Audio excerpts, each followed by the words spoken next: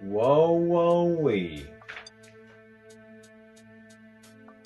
Frankencastle? Who the hell is Frankencastle? Never heard of him. Who comes up with this stuff? Hey, Skelly.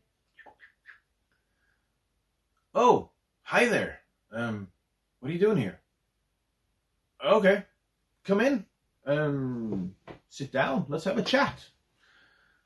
Okay, so guys, welcome back, and it's October. You know what that means. That means it's Halloween. Yeah! And you all know, if you've been following the channel, you know that I love Halloween. I love Christmas as well, but there's something very special about Halloween. So last Halloween we reviewed lots of cool horror-themed stuff, and I want to try to dig up some interesting things to show you guys this Halloween as well. Now, yeah, in our second episode last year, I showed you guys this comic book right here, Archangel 8. And I said, like, hey, if you want to read something, like if you're in the mood for Punisher and Hellblazer and Preacher and you're not sure what you kind of want, but one of those things, look no further, because now you can have all of that in one comic book. So this is basically almost Punisher mixed with Constantine.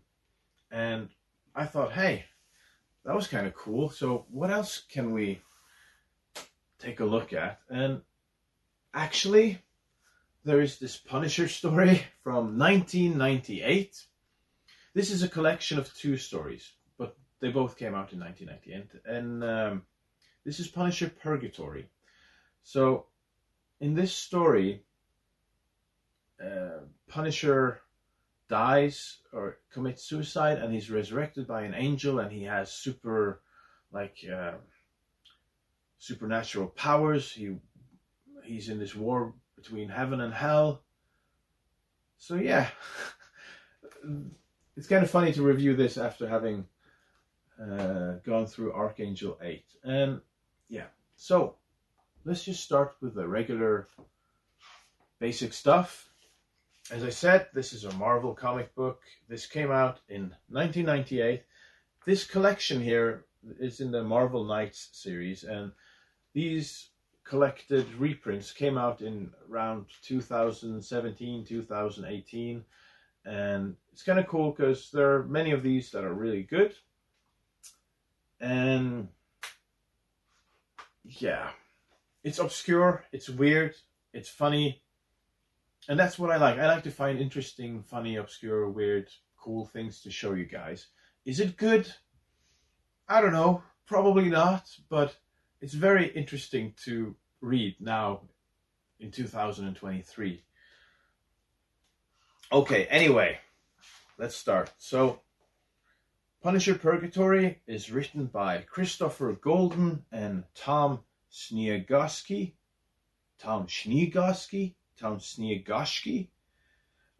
Sorry if I'm getting that wrong, but yeah.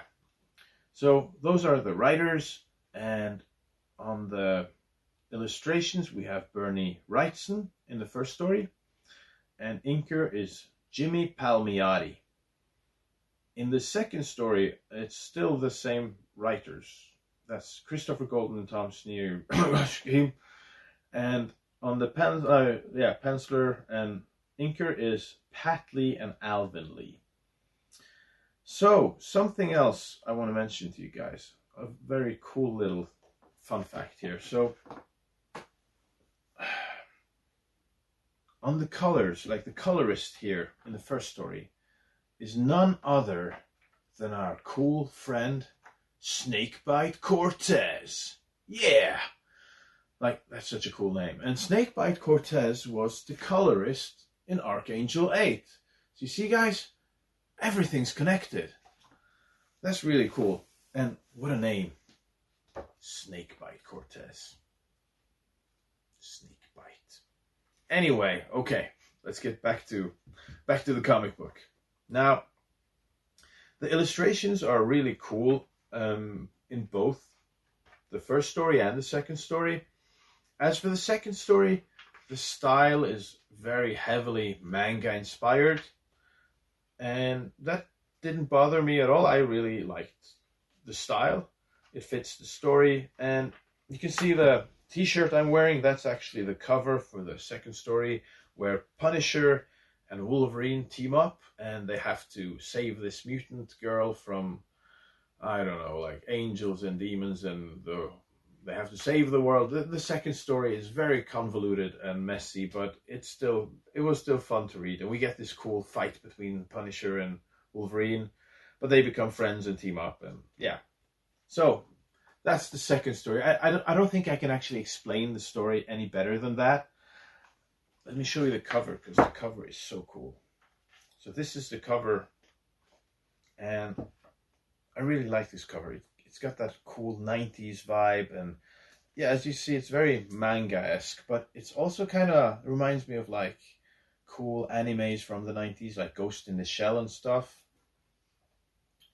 Yeah, very cool. Okay, so what else is there to say about this? Yeah, the first one. The story is Frank commits suicide, and then he's resurrected by this angel, Gadriel something, and the angel was supposed to look out for Frank and his family, and he was busy partying and drinking instead, and therefore he has a guilty conscience about Frank's family getting murdered. And then there's this demon with a terrible name. His name is, it's not like Malbolgia or like, I don't know, Beelzebub. His name is Oliver. What a boring name for a demon. And he has a skull on his face, like same symbol as Frank.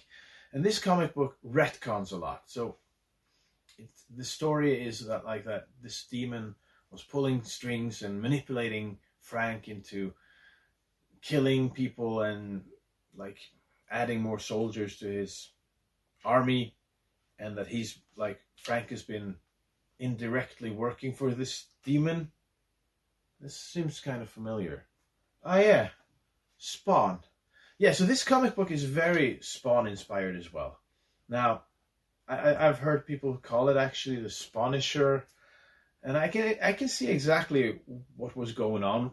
I can imagine, like, this is 1998. Marvel's not doing all that good, and so like the people, head honchos are like, do something cool with the Punisher. Like, what do we do? I don't know. What's popular right now? Image Comics? Spawn? Yeah. Do that, just with the Punisher. And that's exactly what we got here. But I don't mind. It's very cool, and it's very creative still, and it's funny and original in some ways. And they never went back to this Heaven and Hell Punisher after these two stories. Both of them, as I said, are 4-issue stories. So after this run, they never came back to this, but we got something really cool. After this one, they kind of gave the whole Punisher thing to Garth Ennis, and that's how that whole thing started. And that's really cool, because the Garth Ennis Punisher stuff is probably some of the best Punisher ever written. And just to mention one more thing about the retconning. Yes, it's silly and it's stupid, but it's nowhere near as bad as Jason Aaron's retconning of the Punisher. Now, some people have said this is probably one of the worst Punisher comic books out there. I disagree. It's dumb and it's stupid, but it's very self-aware, and it seems to me that they knew that this is not something they're going to stick to. This is just a funny little experiment. But with Jason Aaron's Punisher, where he joins the Hand and they resurrect his wife Maria, and they kind of portray Frank Castle as a serial killer, that Frank was a serial killer and twisted already from like the age of 10 or 12. That's a total that's not the Frank Castle that we know. That's not Frank Castle. That's just some stupid, dumb writing. So yeah, I hate Jason Aaron's Punisher, the one with the hand and all that. That's one of the worst Punisher stories of all time. This is just cool. Okay, so what else is there to say about this? Frank has got these cool guns, like pow pow pow. And in the second story, it seems like, yeah, they say that like he's trying to make amends so that he can, if he does enough good, then he can go to heaven and join his family. Okay, so he's not killing people. He's like shooting them with these, I don't know, like holy bullets that doesn't kill anyone. But whatever. And there's this weird love story with Wolverine. As I said, the second story is just all over the place. So, final words. Is this worth checking out? If you want something just interesting and from a historical angle, this is very cool. This is like, yeah, there'll never be anything like this again. I enjoyed it. Have you read it? What did you think? Is it as, like, do you hate it? Is it for you like the worst comic book, worst Punisher comic book ever? Did you enjoy it? Is it like a guilty pleasure? Because for me, this was a guilty pleasure. Okay, so that's it for today, guys. But stay tuned. We're gonna do lots of more cool things here on the channel in October. And yeah, thanks for watching, and I'll see you in the next video. Cheers. Spawn. Alright. Alright. Oh my god! Al Simmons is Spawn?